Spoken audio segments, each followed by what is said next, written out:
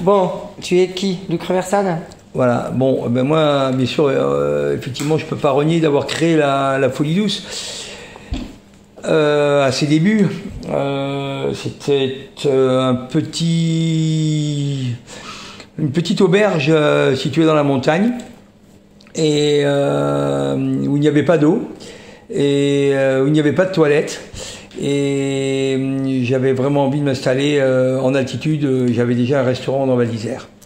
Donc voilà, je me suis convaincu qu'il fallait effectivement créer quelque chose en altitude. Et disons que ça nous a réussi. Ça a boosté quoi? C'est oui. ça. Et pourquoi tu t'es appelé ça la Folie Douce? Parce que le restaurant que tu avais dans Val d'Isère s'appelait déjà? Il s'appelait déjà La Petite Folie. Voilà, il y avait une trame. Et voilà, et donc je voulais qu'il y ait un petit rapport avec ça quand on a ouvert en altitude la Folie Douce. Ça a plutôt bien fonctionné, c'était plutôt une bonne idée, j'ai envie de te dire. Ça c'était en 74, à peu près. Oui, en 74. Oui. D'ailleurs, est-ce que c'est à cette époque que je t'ai demandé, Kelly? Non, c'est un petit peu plus tard, effectivement. C'est quand tu es arrivé moi, voilà. Après. Oui, on l'a mis en 1969 sur le logo. Voilà, sur le logo. Est-ce qu'on peut le dire ça? On peut le dire parce que les gens qui nous écoutent, c'est des intimes. Oui, oui. Et puis surtout, c'est vrai que l'établissement lui-même, avant que nous on le reprenne, a été créé en 69. Et après, donc moi j'y suis après, quand je t'ai proposé de mettre 1969, quand on a créé le logo avec quelques modifs qui a maintenant la vignette perchée depuis 1969, parce que je trouvais ça un peu plus marketing, un peu plus rock'n'roll, 69, érotique, patati. Et là, de là, tu m'as dit, en effet, le bâtiment existe depuis 1969. Dans le process, Luc, donc tu as repris ce petit refuge, tu as fait arriver quand même l'eau, l'électricité, la totale. En 80, il s'est passé quoi? Alors, dans les années 80, j'ai compris qu'on avait déjà un peu de succès. Parce que c'est à ce moment-là que ma maman, qui était institutrice, a pris sa retraite et elle cuisinait très bien, comme toutes les mamans d'ailleurs, cuisinaient très bien à cette époque. Et donc, je l'ai fait revenir auprès de moi.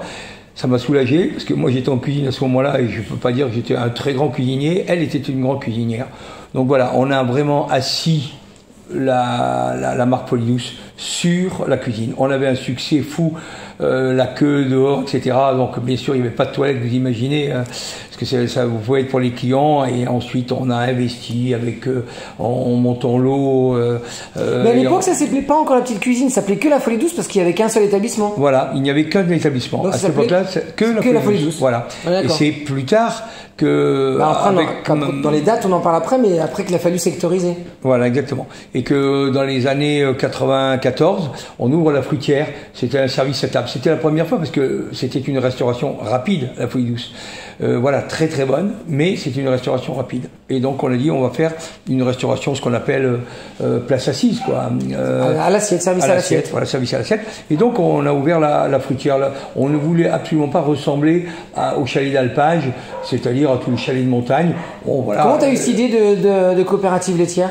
Parce que j'étais gamin, j'habitais Autran, dans le Vercors. Et il y avait beaucoup, dans le Vercors, il y avait beaucoup de fruitières. Donc je me suis dit, ben voilà, ça je connais au moins, c'est quelque chose que je connais bien. C'était des coopératives laitières où on distribuait au-dessus de 1000 mètres d'altitude, il y en avait beaucoup d'ailleurs dans le Jura, dans les Vosges, en Haute-Savoie. On distribuait le lait d'alpage, le beurre, la crème, voilà, tous les produits laitiers, c'était au-dessus de 1000 mètres. Voilà. Et ça s'appelait fruitière.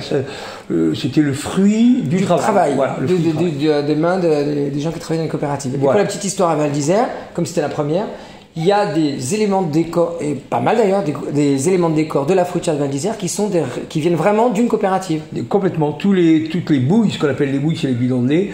De l'époque, qui sont très très lourdes. D'ailleurs, elles sont toujours là. Il y a des carrelages aussi, je crois, dans des pots de carrelage. Oui, les carrelages. Alors, puisqu'on en est là, on va, cette année, c'est vraiment un vrai changement. Mais on va vous présenter cette année, vraiment, ce que l'on veut faire, l'image qu'on veut être en 2025, on va dire 2025, hein, c'est le minimum, c'est-à-dire qu'on va vous présenter des thématiques de restauration comme nous on voit la restauration. Donc on va vous présenter, vous la fruitière en fait partie, la petite cuisine, un nouveau restaurant qui s'appelle Cucucina, et on refait la fruitière, on fait une nouvelle cave à vin, entièrement rénovée la cave à vin, la fruitière entièrement rénovée. On a un fil conducteur. En 2007, on parle du lancement des après-ski. Voilà, en 2007, donc là, je rencontre Kelly, effectivement, bien avant. Mais Kelly, je le en rencontre, 2001. j'avais un établissement très festif qui s'appelait l'Aventure à Val d'Isère. Et c'est une époque où on faisait des grandes soirées à thème, et on avait une soirée thématique qui s'appelait Spring Cleaning. Et Kelly est venue animer la soirée Spring Cleaning. Et donc, en 2001, c'était en 2000, mars c'était 2000. un appartement. Et voilà. Et donc, il était dans cet appartement, il y avait un grand lit. Et c'était la piste de danse. Voilà, c'était la piste de danse, et lui était resté couché toute la nuit dans le grand lit et avait animé de ce grand lit toute la soirée. Donc j'avais dit mais mon cher Kelly, qu'est-ce que vous faites? Je sais pas. J'ai dit allez, hop, fini la saison avec nous. Alors, je dis pas qu'il a fini la saison dans le grand lit, il a travaillé, et c'est comme ça qu'on s'est connus, on s'est jamais quitté. Moi, je sais pas, arrive en mars 2000 et je suis jamais reparti, en gros, pour faire court, quoi. Je suis quasiment jamais reparti. Voilà. Et donc de là après, on a décidé, on s'est lancé. C'est vrai que j'ai été à l'aventure, j'ai eu le management de l'aventure dans notre histoire. Après, il y a eu le Café Face aussi. Et pendant qu'on a eu le Café Face, on avait commencé vraiment à officialiser, pas officialiser, mais officieusement, faire les après-midi à la Folie Douce, sur la terrasse de la Folie Douce, avec une table de tréteaux, et enfin plus que ça après, parce qu'il y avait quand même beaucoup de monde. Et de là, on a fait les travaux. Et Luc a décidé de faire des travaux et de créer le club en dur en extérieur en 2007. Oui, ce qui était à l'origine de cet agrandissement, c'est que réellement la logistique, on n'en pouvait plus. Ouais, c'est ça. On avait plusieurs problématiques. La première problématique, c'était qu'on diffusait de la musique. Et à l'époque, il n'y avait que des vinyles. Et donc, avec le moindre rayon de soleil, les vinyles se tordaient. Mais on ne pouvait jamais arriver à terminer un mix, puisque même en mettant un parasol, les vinyles se tordaient. Et donc, les gens en avaient marre. Donc, il fallait se protéger du soleil. 2, on avait la bière qui gelait. Parce qu'à cette époque, c'était avant le réchauffement quand même. Franchement, le réchauffement climatique. Et donc, on avait la bière qui gelait, et donc on a trouvé un système pour mettre les fûts de bière en pression sous les bâtiments, et voilà, avec des cordons chauffants, etc. Donc on a officialisé, on a mis des enceintes tropicalisées aussi, parce qu'il fallait rentrer les enceintes tous les soirs. Tropicalisé, ça veut dire plus 50 degrés, moins 50 degrés. Voilà. Chaque partie du haut-parleur est entièrement enduite Donc il faut voir ça il faut voir ça, comme le dit, dans les années 80. Voilà. Je veux dire, c'était quand même, c'est vraiment un grand changement. Donc on a fait d'énormes, on a beaucoup pensé, on a fait d'énormes travaux, et ensuite on a réellement sorti le lancement d'après-ski, puisque là les gens 2007, venaient, parce que là il y avait tout, la musique. C'était un club, c'était un club open air, c'était la première promotion qu'on avait lancé ça, c'était un club en open air. Voilà. Et c'est vrai que dans toute la montagne française, tous les gens de toutes les stations sont venus nous voir, et même à l'étranger, parce que les gens avaient quand même, c'est vrai, une certaine habitude. À Miami, on dansait déjà sur les plages, enfin il y avait de l'animation. Au soleil, là où vous êtes chaud, on a l'habitude de faire ça, voilà. Mais pas à la montagne. À Saint-Tropez, il n'y avait pas encore les Nikki Beach, etc. Non, c'est venu après. Nous, vraiment, on a lancé... Il y avait la voile rouge, souviens-toi. La voile rouge, voilà, la voile rouge, exactement, on avait vu la voile rouge.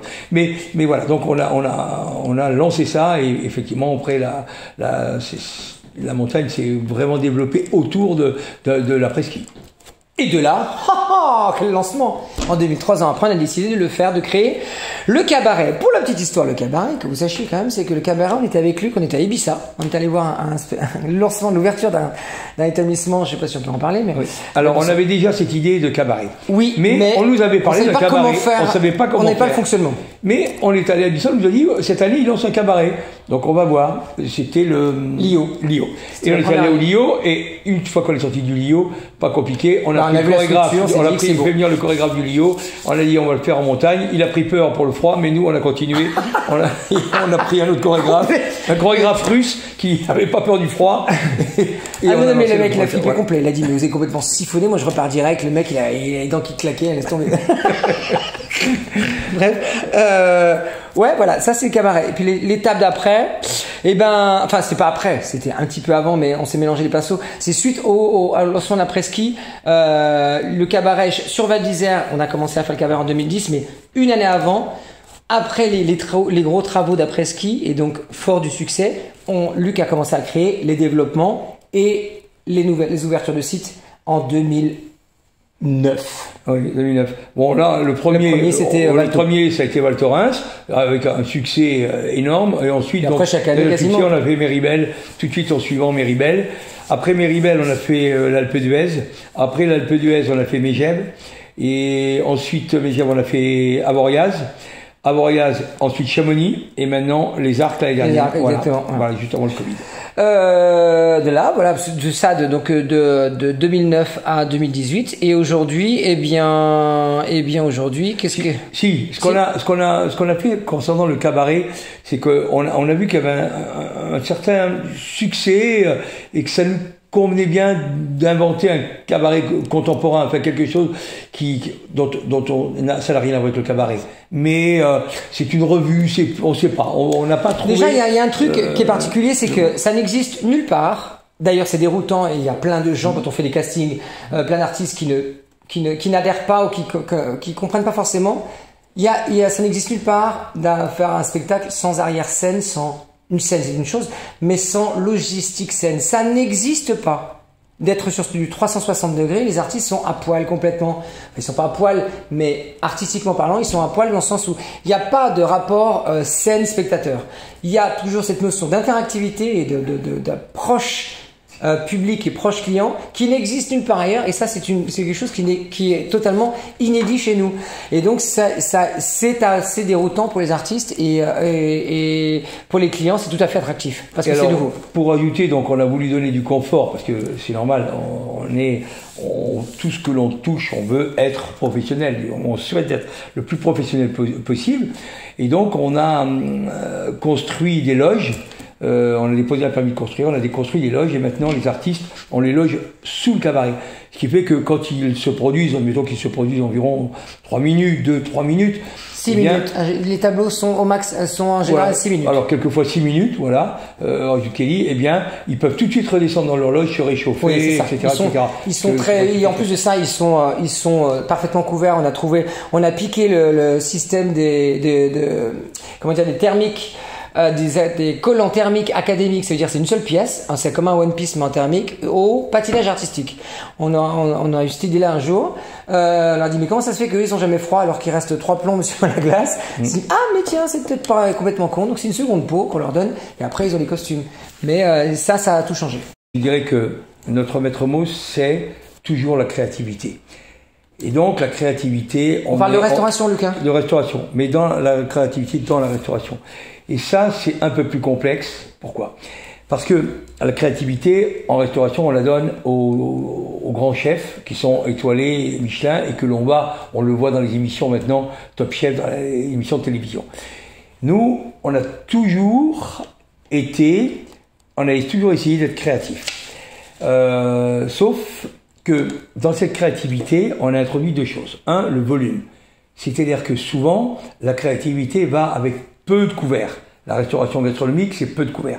Et nous, on a essayé toujours d'être créatifs avec un grand volume. Donc, il a fallu qu'on s'adosse à vraiment des grands chefs. Ça, c'est vraiment une des grandes réussites, parce que on imagine, et ça, qu'il sait très bien, qu'on ne peut pas faire plaisir à des clients, disons, s'amuser si on a mal mangé, enfin si on n'est pas content de son repas, si on n'est pas heureux. Les gens, ils aient le package en entier, voilà. C'est certain. Et donc, bien manger, tout de suite, on a un certain réconfort, on a plutôt envie de s'amuser derrière, puisqu'on est en vacances. La restauration haut de gamme en ville, voilà, on va travailler après. Donc, ou alors on fait une expérience, on ne va que pour la cuisine. Et donc, il y a très peu de grands chefs qui acceptent, alors qu'ils sont des artistes eux-mêmes, qui acceptent de s'allier au cabaret ou au fait de danser. C'est des métiers différents. Et donc nous, on forme nos cuisiniers à accepter cet art qui est quelque part, l'artistique, la danse en tant qu'art, et les costumes et le design, etc. Ce mélange-là, ça c'est vraiment très Polyus. C'est simple, quand on prépare une saison à chaque fois, avec Franck Michler qui est le chef exécutif, les 2 départements, Franck est en demande systématique, moi aussi, et c'est simple, dès que moi je suis en voyage, comme on a tous, avant nous avions la chance de voyager, mais on va savoir venir, Dès qu'on avait une idée, moi je voyageais pas mal là, en début d'année, j'ai vu des choses que j'envoyais systématiquement. Je fais des photos à la con. Dès que j'ai une idée, j'envoie systématiquement à Franck parce que je lui dis ça. Moi, je trouve que c'est pas mal. Franck me répond, il prend ça en considération. Et là, ça va dans les deux sens en fait, parce que et la restauration et le spectacle, les deux sont tout est lié. C'est ça qui fait grandir la Folie Douce en même temps. Voilà. Après, sur la qualité des produits, tout le monde parle aujourd'hui des circuits courts. Nous, on s'y est pas intéressé puisqu'on faisait depuis maintenant les circuits courts. On a toujours été locavore avant un peu, je dirais pas ça avant tout le monde. Donc je veux dire vraiment les produits du marché, on accentue encore un peu, mais on l'a toujours fait. Simplement maintenant on le dit. Oui, voilà. Voilà. Alors, pour rajouter sur maintenant, en fait, qu'est-ce qui se passe maintenant? Qu'est-ce qui se passe? Bon, là, on a fait une pause avec ce Covid hein, et ces contraintes un peu sanitaires depuis 2 ans, mais je pense qu'on va repartir de nouveau. On avait l'idée d'aller en Suisse, on va relancer le fait de pouvoir aller en Suisse, et puis sinon, à chaque fois qu'on est sollicité, on étudie et on peut mettre une licence, on peut mettre une franchise, on peut aller avec la Folie Douce Team qu'on développe beaucoup, on peut réfléchir à des tas de partenariats et on essaye de travailler maintenant avec les plus grands chorégraphes quand on a besoin de réfléchir autrement. Ou des formats, des DJ, nouveaux formats. Musique, voilà, exactement. C'est des nouveaux formats. Voilà, comme le fait le grand DJ, le grand Kelly qui s'occupe de ça maintenant aujourd'hui. Voilà, s'il a besoin d'aller chercher tel artiste international, et ben on va prendre un rendez-vous et on va voir comment on peut s'appuyer sur lui. C'est surtout qu'on est très à l'écoute de comme l'idée de créer et la Folie Douce depuis le départ, quand on revient dans notre chronologie, depuis le départ de cet après-ski, on a senti quelque chose, on est allé plus loin. Le cabaret, on a senti quelque chose, on est allé plus loin. Aujourd'hui, on est en train de sentir quelque chose, encore un plus qui correspondrait pas forcément à une demande, parce que la demande on la crée en général, les gens s'y attendent pas. On essaie d'être un peu plus avant-garde que ça. Et on essaie de sentir simplement s'il y a une brèche de quelque chose. Et dans ce cas-là, on fonce dedans. Et c'est là où je pense qu'on est assez balèze. Je pense. Voilà. Cette année, venez découvrir la Cucuccina. Voilà. À coucou!